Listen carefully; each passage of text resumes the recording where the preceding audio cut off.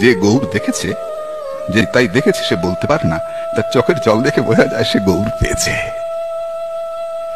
সে গৌর পেয়েছে। যার আছে সে কি বলে নাকি লোকের কাছে যে আমার আছে, আমার আছে? শ্রীপাদ রামদাস বাবাজি মহারাজ বৃন্দাবনে দাস গোস্বামীর সমাধির সামনে বসে কাঁদছেন, আমার গৌর পাওয়া হলো না, আমার নিতাই পাওয়া হলো না। আমাকে জয় নিতাই বাবা বলেছিলেন ব্যাসঘেরার যে দাস গোস্বামীর সমাধির চারপাশ খুঁড়লে কি পাওয়া যাবে জানো? কি পাওয়া যাবে?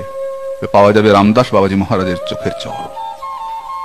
হাউ হাউ করে কাঁদছেন, আমার গৌর পাওয়া হলো না। এই সময় সিদ্ধ রামকৃষ্ণ পণ্ডিত বাবা এসেছেন, এসে ডেকে বলছেন, রামদাস সত্যি করে বল, গৌর পাসনি, নিতাই পাসনি, বল পাসনি। বাবাজি মহারাজ চুপ করে আছেন, পাইনি বলবেন কি করে? পেয়েছেন তো। যখন চুপ করে আছেন, পণ্ডিত বাবা জিজ্ঞেস করছেন, তাহলে বলিস কেন পাইনি পাইনি, কাঁদিস কেন পেলাম না বলে? বাবাজি মহারাজ উত্তর দিচ্ছেন, ভয়ে কাঁদি, পেয়েছি বলে গরব করলে যদি হারিয়ে যায়, যদি চলে যায়। যে বড় লোক সে কি বলে বেড়ায়, গো আমার সিন্ধুকে অনেক টাকা আছে?